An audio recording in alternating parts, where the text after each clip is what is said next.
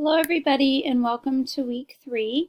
I suspect that you are all getting very familiar now with the class and the structure and how everything is set up. I see everybody wrote in about their bio in the student lounge, so thank you for that. If you haven't done it or didn't know to do it, you're going to want to do that this week ASAP, because that really is sort of your check-in for the class, and we do walk-away forms this week. So anyone who's not shown up for class can get dropped from the class, and so I don't want that to happen to anybody who's enrolled and plans to stay in the class. So if you haven't yet done your bio and submitted it in the communications tab into the student lounge, you're going to want to go ahead and do that just to confirm your enrollment in the class. I hope also everybody has done the online assessment. So if we go really quickly back into week 2, what we're going to see is, if it's going to want to open up for us, what we're going to see is the assessment, here we go, down at the bottom. It's supposed to be completed by Friday. And this is mandatory. All intro psych students have to do this assessment. And you should have received an email about it with all the instructions on how to log in. So make sure you check your junk mail if you don't think you got it in your inbox. You're going to need to have that completed. I'm going to be checking come tomorrow. So you have a little bit of a window of being late, but I'm going to check tomorrow to see who did it. If there are people who haven't done it, you're going to get a 10-point deduction. So you don't want that to happen. So make sure you have completed that mandatory assessment. I'll be hunting you down if you did not come tomorrow. But for now, we are now in week 3 of the class. I will be responding back to all of your discussion posts probably early this week, Monday, Tuesday, Wednesday at the latest. So that way you'll have the feedback on those posts before you go to write your next set of posts, which people typically start Thursday, or when the original posts are due. So hold off on posting anything until you get my feedback. I just want to make sure you can see if you're on the right track in terms of how you did on your last posting last week. So hold off on that, and I will get you feedback on those early this week. So we are in Chapter 2, Biological Psychology. And this is sort of the to-do list for the week here. As you can see, I do this every week to help keep y'all on track. So we're going to skip right into the objectives for the course. And as some of you are seeing with online learning, a lot of it is self-propelled, okay? So that works for some students really well, and others have a hard time with it. So what you're going to want to do is you're going to want to make sure that, you know, you're getting all the readings done. You're staying on top of all of that, because I will not really be on you about it. And since we're not an in-person class, you're not really seeing me on a daily basis or 3 times a week is usually what I teach when I teach intro. And so, you know, it requires more of self-motivation and effort to kind of keep up with the readings and the assignments and all of that. But if at any point you're having trouble or confused or need extra clarification, you can feel free to email me. A couple students emailed last week just about some of the reading in Chapter 1, just a couple questions, and that's totally fine. Again, that's things that if we were in a class setting, in class in person, we would be talking about together as a class. So I welcome any of those questions. But Chapter 2 is, you know, now we've covered the intro into the field of psychology, a little bit of the history and research methods. Now we start getting into the nitty-gritty. Chapter 2 covers biological psych, and it's really important that it's covered very early in the semester, because it is sort of the foundation for a lot of future chapters. You have to understand how the body operates, both at the neural level with neurons transmitting messages, as well as at the chemical level, chemical messengers in the body like hormones, how that impacts our brain and our behavior, and how our body systems interact with one another to produce different effects like stress on behavior, or manifest into psychopathology as with abnormal behavior, or manifest into illness or disease like Alzheimer's, where it affects memory. We start getting into a lot of the details of the body at a finite level. And so it's really important to understand brain structure and how it's related to all the other things that we do, like emotion and learning and memory and so forth. So you're going to start out by digging right into the neuron and what its components are and the function of those components, looking at how neurons transmit neural messages to one another via the action potential. So really it's how do neurons talk to one another in the body? How do they communicate with each other? And it's via neural transmission through neurotransmitters. Okay, so neurotransmitters are the primary agent through which our bodily systems and our organs can communicate with one another.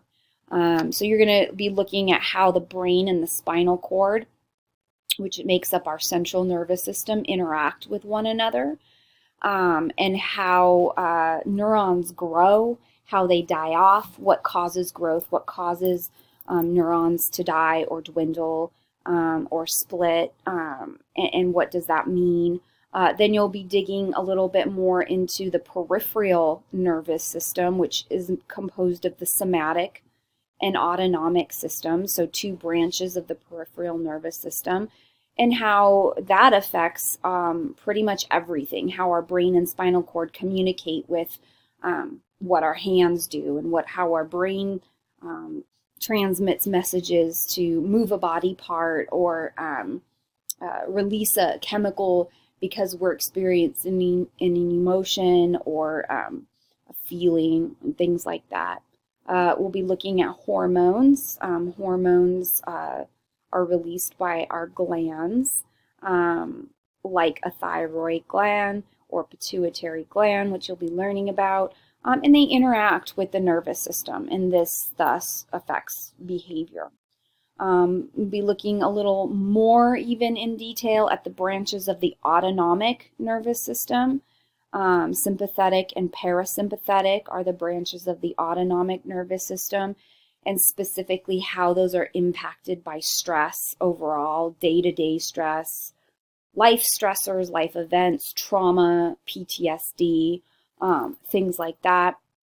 We'll be taking a look at some neuroimaging and how we learn a lot about the brain and brain stimulation through neuroimaging techniques. We can study the brain and how it's affected by illness, how it's affected by stress, how it's affected by injury through different neuroimaging techniques that are geared towards studying the brain's structure and function. We'll be looking more in detail at parts of the brain, describing all the functions of each. This is a little bit intricate, so this is definitely one of those chapters where you're going to want to take good notes, making note cards, quizzing yourself frequently. There's just a lot of content, probably a lot of terms you are or are not familiar with. Maybe you've had a little bit of anatomy in a previous class or high school. That might be of help, but it really gets detailed. So you're going to want to take good notes on all the parts of the brain and how they operate.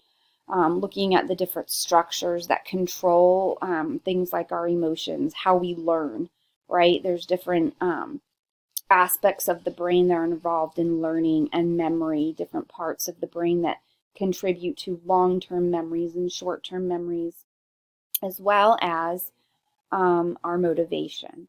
Okay, we'll be looking at different parts of the cortex of the brain, which deals more with sensations and perceptions, dealing with movements of the body. We'll be looking at language development and higher order thinking, formal operational thought, and different cognitive processes that are thought to be more advanced, and looking specifically at how our brain functions differently depending upon the hemisphere that's responsible for what we're taking in. Okay, so some left and right hemisphere differences.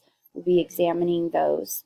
And then lastly, looking at, in particular, ADHD, but some other sort of cognitive functioning illnesses and disorders that can affect behavior. So here are your lecture slides for the week, as well as a PDF of Chapter 2. This is the last time I will give a PDF of the reading. So I've put Chapter 2 and I've put the Hawk reading here, just in case some of you are still delayed in getting your books. It is getting into week 3, so you need to make sure to have those books. If you don't have them, you can go to the library and use the ones I have there.